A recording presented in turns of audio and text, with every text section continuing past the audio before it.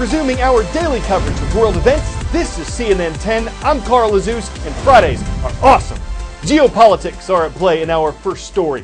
We've talked a lot about a planned summit between the leaders of the United States and North Korea. Today, we're explaining why it's not going to happen, at least not on June 12th when it was scheduled to take place in Singapore. Yesterday, the White House released a letter that U.S. President Donald Trump had sent to North Korean leader Kim Jong-un. The American president said that though he was looking forward to their meeting, he felt it was inappropriate at this time to have it, based on the tremendous anger and open hostility in a recent statement by North Korea. A government official from the communist country said whether the U.S. would meet North Korea in a meeting room or encounter it in a nuclear-to-nuclear showdown was entirely dependent on the behavior of the U.S. And President Trump's letter said that for the good of both parties, but to the detriment of the world, the summit in Singapore would not take place. This latest back and forth between North Korea and the U.S. was one of several obstacles that have popped up as the summit was being planned. The U.S. military says it's on guard against any, quote, foolish and reckless action by North Korea.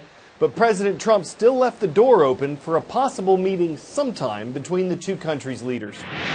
If and when Kim Jong-un chooses to engage in constructive dialogue and actions, I am waiting.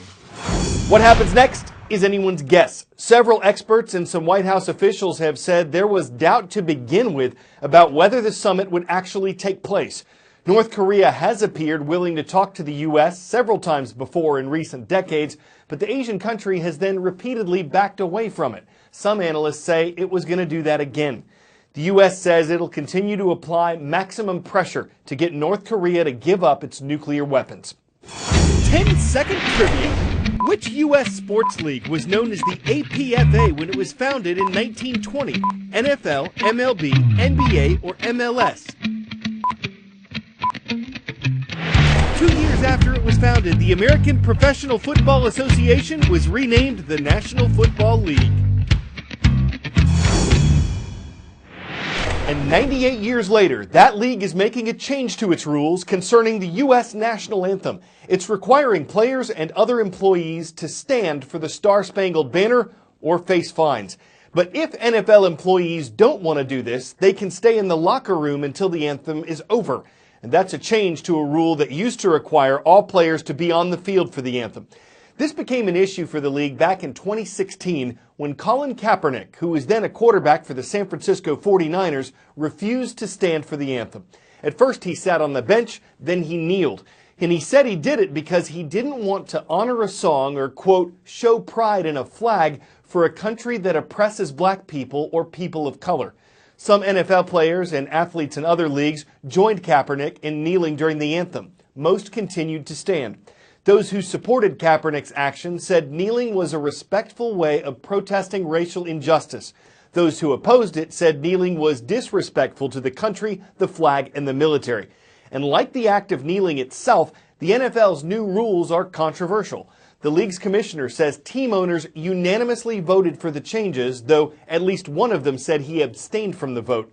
The NFL says it wants people to be respectful of the anthem and treat the moment in a respectful fashion.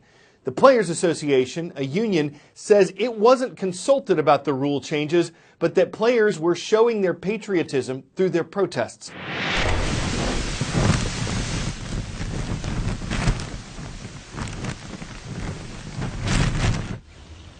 Here's Christine helping me today.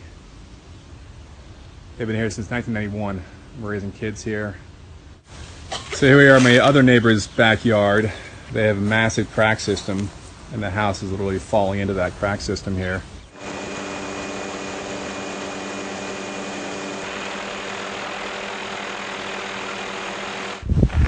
Here's the other side of the house, just a tad damaged. Here's the massive crack. And this goes all the way to the road where I swallowed that van. Here are my silly friends. About to fall in the crack. This house will not be lived in again, ever.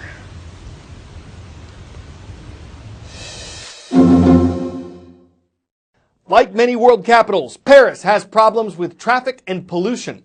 But unlike many capitals, Paris has a river that runs through it. and one company's solution to the problems utilizes Paris's waterways. The Sea Bubble, which you're about to see, is a lightweight vehicle whose 2 electric engines are solar powered. Each vehicle is estimated to cost around $33,000, and if they get off the ground, or water, they could change how Parisians and tourists get around. Is it a bird? Is it a plane? No, it's a sea bubble, and it's just landed in Paris. Its designers hope it will be the taxi of the future, not only in its French homeland, but in as many as 250 cities worldwide that might choose to use their waterways as a new eco-friendly urban pathway. Well, it's a boat, but it's an eco-friendly transport system that we have designed. It's to try to help a little bit the situation that everybody's in traffic jam in the cities, in a polluted city, and try to get rid of a little bit of that. You leave no waves, there's no sound, and there's no pollution. They call it a flying water car, and the idea is only 2.5 years old. It was dreamt up by the team behind a catamaran that has been breaking sailing records thanks to its elevation out of the water. We're coming from dream into reality. We're a startup company, so when you start a startup company, then hey, I had a great idea. This is how it's going to work, and everybody goes, cool, how? And then once you actually show it to them, then this is the next step right now, where we have to take this into how can we now deliver thousands of these boats around the world. As you can see, the Sea Bubble gives a fairly smooth ride.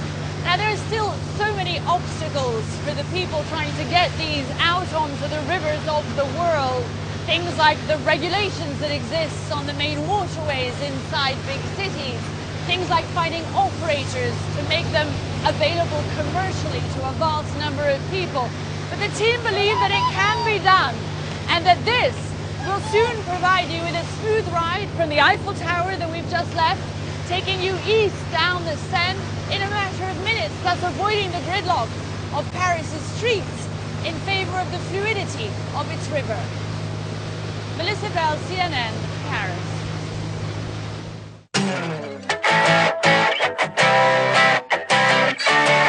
Quote, everybody around here calls it the castle, but we just call it home. The words of the owner of this home in rural Alabama. It's a castle, or at least it looks like one from the outside. With 2.5 bedrooms, 3 bathrooms, and 2,300 square feet of space, it's actually a little smaller than the average American home. And it's up for sale because the owner's daughter is headed to college and he's downsizing to a tiny home. Why? Just because. Maybe he tired of the towering upkeep. Maybe it was just time to bail out. Maybe he wanted a new moat of habitation. Anyone who builds his own castle is truly a Renaissance man, but if you don't spend wisely, you'll totally wind up Baroque. CNN 10 will be off Monday for the Memorial Day holiday. Please join us again next Tuesday and have a great weekend ahead.